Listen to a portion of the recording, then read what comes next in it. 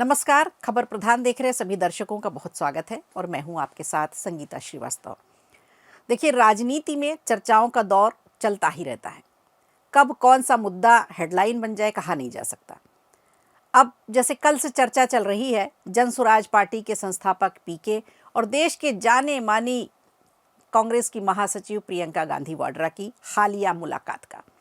एक ऐसी मुलाकात जिस पर भले ही दोनों पक्षों ने चुप्पी साध रखी है, लेकिन इसके मायने दूरगामी माने जा रहे हैं और सियासतदान जो हैं या राजनीतिक विश्लेषक जो हैं अपनी अपनी नज़र से, अपनी अपनी कलम से अलग अलग तरह की बातें लिख रहे हैं।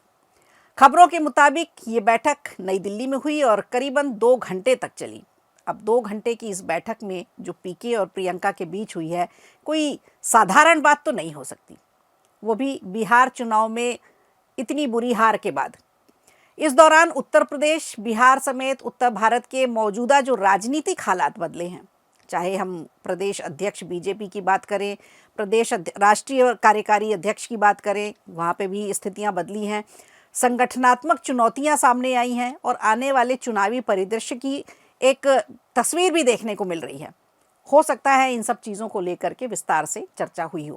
हालांकि इस मुलाकात की आधिकारिक पुष्टि या खंडन अभी तक आया नहीं है सामने।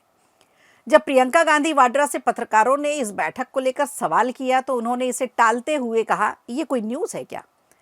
तो दूसरे अगर मुद्दों की बात की जाए, दूसरी और भी कई सारी हेडलाइंस बनती हैं, उनकी बात की जाए तो चर्चाएं इस पर ही चल रही हैं इस समय। लेकिन राजनीति में अक्सर खामोशी ही सबसे बड़ा संकेत मानी जाती है और यही वजह है कि इस मुलाकात को एक सामान्य शिष्टाचार भेंट से कहीं ज़्यादा अहम माना जा रहा है, कहीं ज़्यादा महत्वपूर्ण माना जा रहा है। दरअसल ये मुलाकात ऐसे समय में हुई है जब कांग्रेस उत्तर प्रदेश में और उत्तर भारत के राज्यों में अपनी खोई हुई राजनीतिक ज़मीन को वापस पाने की कोशिशों में जुटी है। लगातार चुनावी हार, कमज़ोर संगठन, घटता जनाधार और मायूस कार्यकर्ता, ये सब कांग्रेस पार्टी के लिए बड़ी चुनौतियां हैं जिनसे कांग्रेस इस समय जूझ रही है। यानी कांग्रेस जब से देश में है तब से लेकर अब तक सबसे बुरे दौर से गुजर रही है। ऐसे में प्रशांत किशोर जैसे रणनीतिकार से बातचीत करना, उनसे संवाद करना एक रणनीतिक संकेत के तौर पर देखा जा रहा है। अब जरा पीछे लिए चलते हैं आपको। प्रशांत किशोर और कांग्रेस के रिश्ते देखा जाए तो नए नहीं हैं। साल 2021 में प्रशांत किशोर ने कांग्रेस के पुनरुद्धार के लिए एक विस्तृत प्रस्ताव बनाया था और पार्टी को नेतृत्व भी दिया था। इसके बाद अप्रैल 2022 में सोनिया गांधी के 10 जनपथ के आवास में राहुल गांधी और प्रियंका गांधी की मौजूदगी में उन्होंने कांग्रेस नेतृत्व के सामने एक पीपीटी प्रेजेंटेशन भी दिया था जिसकी चर्चा भी बहुत हुई थी। उसी साल कांग्रेस ने लोकसभा चुनावों की तैयारी के लिए बनाए गए एम्पावर्ड एक्शन ग्रुप में उन्हें शामिल होने का न्योता भी दिया था। लेकिन प्रशांत किशोर ने यह प्रस्ताव ठुकरा दिया था। उनका कहना था कि कांग्रेस को किसी एक सलाहकार से ज़्यादा सामूहिक नेतृत्व वाले और गहरे संगठन के सुधारों की ज़रूरत है। इसके बाद प्रशांत किशोर ने बिहार में जनसुराज अभियान की शुरुआत कर दी और कांग्रेस से अपने आप को अलग कर लिया, अपनी अलग राजनीतिक राह चुन ली। बिहार विधानसभा चुनाव और अन्य मौक़ों पर उन्होंने कांग्रेस की रणनीति पर खुलकर सवाल भी उठाए। जिस तरह से बिहार में कांग्रेस ने अपनी उपस्थिति दिखाई और ऐसा लग रहा था एक समय कि कुछ अच्छी सीटें हासिल करेगी, लेकिन कांग्रेस को मुंह की खानी पड़ी। प्रशांत किशोर का तो मटिया मेट हो गया इसलिए कि एक भी सीट उनको नहीं मिल पाई। जिस तरह से लग रहा था कि प्रशांत किशोर गली गली जाकर लोगों से मिल रहे हैं, बातचीत कर रहे हैं तो कुछ उनके हाथ आएगा, लेकिन हुआ इसका बिल्कुल उल्टा।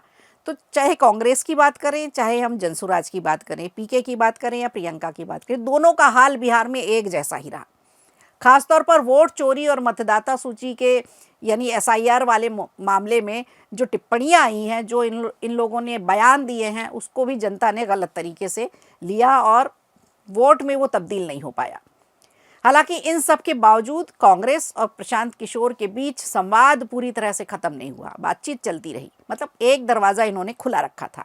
यही वजह है कि ताज़ा मुलाकात को उसी अधूरी बातचीत की कड़ी के तौर पर देखा जा रहा है।